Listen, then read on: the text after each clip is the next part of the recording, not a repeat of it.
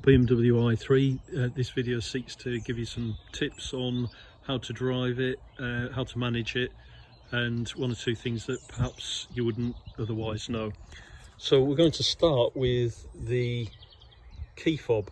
The key fob at the top is how to unlock the car. So you press that and you just heard it there, and locking it is the middle bit. If you would like to use your key fob for a little bit more, then you can actually unlock it and then lock it and keep your finger down, your thumb, and you'll see there that the electric windows will fold. And then if you open the vehicle,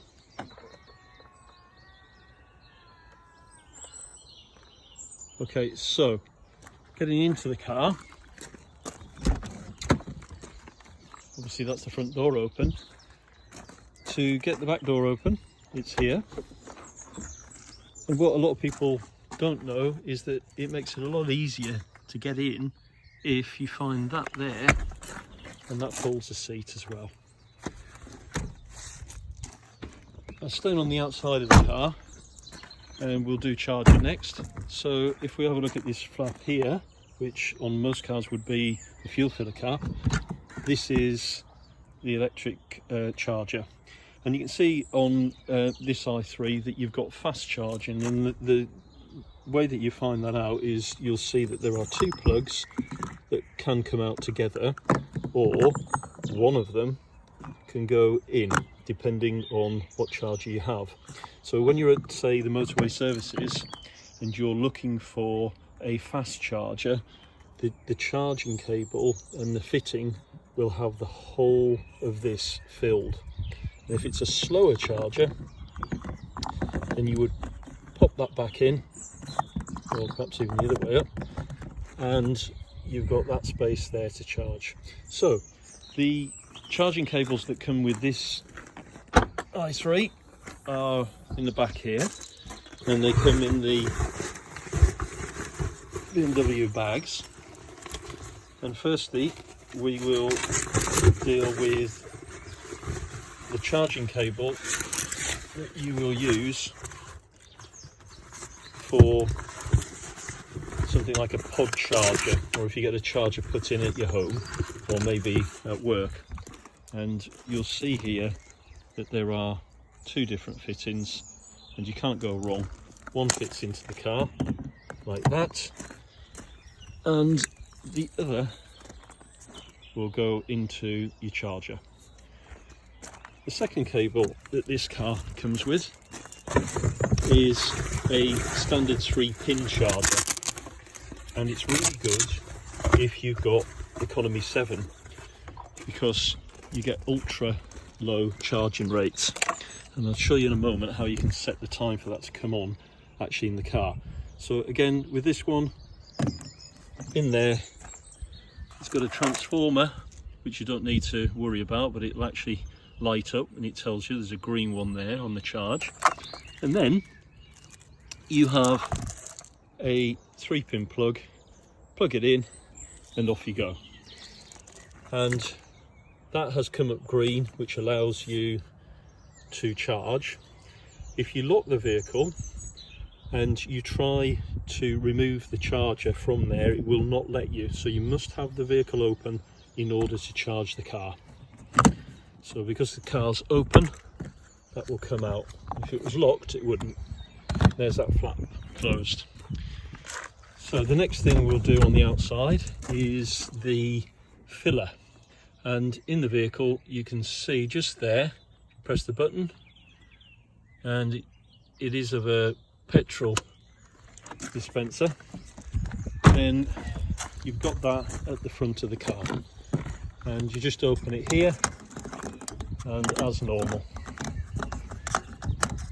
Now sometimes on BMW i3s they decide that they won't let you into the filler cap because there's too much fuel in there as a safety precaution. If you do need to get in, let's go back to the key fob, press that one there, which releases your bonnet, and if you open the bonnet, you will find just above the screen washer reservoir that there is a green button there with a fuel dispenser on it, and if you pull that out, it will automatically release it anyway. While we're under the hood, you've got the adapter there for your alloy wheels, so that you can get the alloy wheel locks off. You have the towing hook, and you also have the electric inflator for the tyres, because they don't come with a spare wheel.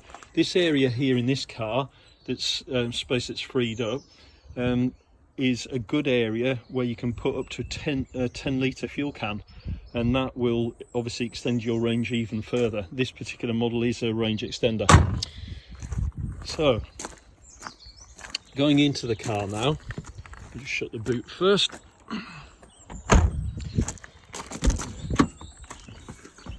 And a quick look now at the other things that will help us for driving. Just a quick moment to tell you that if you have any problems with the key fob for releasing the bonnet, again, it's backed up with a manual way of doing it, which is down there. We're in the passenger side now, and you would just open that, and you've got a little loop on a cable, and that will release it for you. So everything is backed up in case there's any sort of problem with electric failure. So, switching the vehicle on now. Start stop. It's telling me that there's no remote here, so if it does tell you that, the remote is here, but what you need to do is go round to this side of the steering column, and if you can just see that, you just rub the key next to the steering column and then try again, and then we're in business. So here we have the basic information about the car, and over here we've got the display. So we're going to have a little look at the display, and I'm moving that display with my hand on the button here, and you can see it goes up and down and it selects. So we're going to go down to settings, and we're going to select the, first of all, charging. So charging, we'll put a tick there, and then it's got a tick, as you'll notice there, on charge immediately, or you can go for off-peak charging, and down here you're able to set the time that you want your car to charge. For example, if you want to have it charged overnight, if you want to charge it at a motorway service station or something like that, or back at home immediately, you must select charge immediately. Otherwise, you'll plug it in, you'll come back in a couple of hours expecting there to be some charge on the car, and there won't be.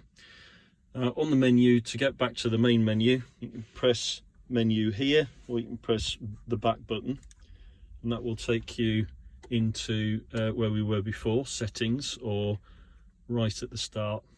So we're going to go back into settings, and we are going to have a look at the range extender.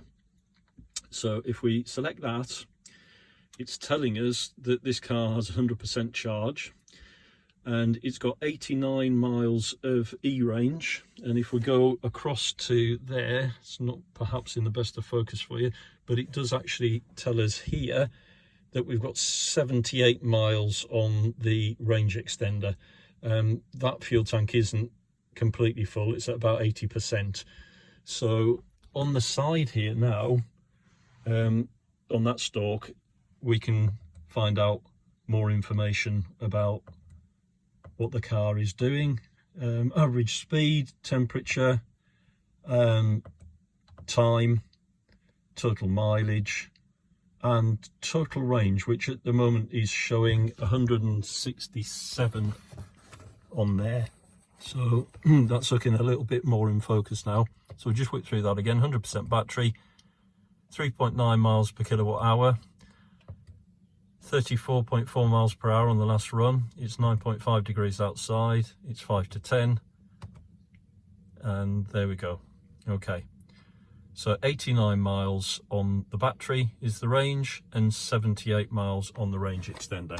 So back to the main display, and you'll see here that we've got hold state of charge. And if you wanted to hold the state of charge, that means that you are going to preserve the battery power and you're going to kick in the range extender to charge it. You can only do that when the batteries are below 75%. So if they were below 75%, they're not, they're at 100%, that little box, you could check it, you could operate it by going to your button where my hand is now and simply pressing it down, and you will see that that would tick. At the moment it won't, because there is too much charge in the battery. If we go back to the display here, you will see a little arrow, and it's there, and that arrow is the range extender and when it kicks in. So if we were at 75%, the battery is down about here, if we put the range extender on, that arrow would come over and it would sit there and it would maintain the range. But at the moment it's full, so it won't. Can you see where the arrow is now? That is the minimum battery power that the car will allow you to have, and it will automatically kick in the range extender to preserve what's left of the battery power, and it does that by itself. So again, if you're suffering the thought of range anxiety, this looks after everything for you. If we look at the other components in the car, then we've got the basic stuff. We've got the heated seats here, and you just select. We've got the air conditioning or the heat here. That's the fan. You control the heat or the cool by turning it, and you can put the air conditioning on here, and you can choose where you receive the air by pressing that, and it will tell you on this screen here. Automatic, maximum aircon throws it all on for you. Here's the heated screens for you, and obviously the vents and how they are controlled. The radio is here. 9999.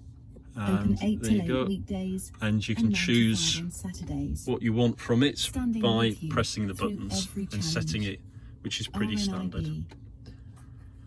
The heated seats are instant, so since I've just put that on now, I can feel it, top heat coming through. That's one of the huge advantages of an electric car, I find. So if you're wanting to set off, I haven't got the seat belt on at the moment, so it's going to remind me about that in a second. Then you would press on here and select drive, and see there, we're going forward, and that little ping is telling me that the seat belt's not on, and the red man there, and that's reverse. And then to stop and to park, you press that, the P button. And if you really want to, and I don't think I've ever used it, there is the parking brake here, which is an electric parking brake. It's not an automatic one, but the good news is you don't need it to be automatic, because the car actually stops itself and will not roll back beyond around about an inch, which to start with feels a little bit disconcerting, but you're never going to roll back into anybody with this car. So it's like an automatic, with the added feature that the car recoups energy through the braking system. So when you take your foot off the accelerator, the car will feel like it's braking itself, and that's something that's quite unique to these. It takes a little bit of getting used to, but it's a great feature. We've got, on this model, we have the electric windows, and they are operated here.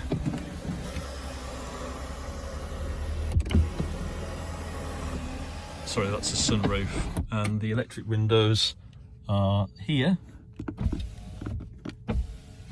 That controls your mirrors, and you can select which one on this particular button, and that button hardly anybody knows about, and you press it and you're back to folding in your electric mirrors. one thing to end with is, what about things like the cigarette lighters and the other sockets? So you have one here, so you can just get your bearings there, and it's there. You've also got your charger there, your USB charger. I've got to say, with i3s and often with electric cars, they're a little bit funny about charging devices. So if you find that is the issue, then they're all the same. Then the next cigarette point, cigar lighter point, which you will probably never find unless I show you now, is under there. So look, there it is there. And the final one is in the boot. So hopefully that has given you a bit of an introduction. Haven't done anything on the lights, but the lights will automatically come on, or if you want to control them, they're down there, and that's the usual thing for side lights, dip beam, main beam, and your positioning, your height, and your fog lamps. But that's all pretty par for the course. One final little secret that you don't often see or know about is, if you go into the back door and you have a look down here, you will find on there, that tells you all the details about the car, including the paint code for any touch-up paint, which is there, and this one's B79. But then the other thing, when we're talking about releasing caps, here, behind here, again, there's two of those little buttons, and one is to release the charging flap, and the other, I think, is for the back boot.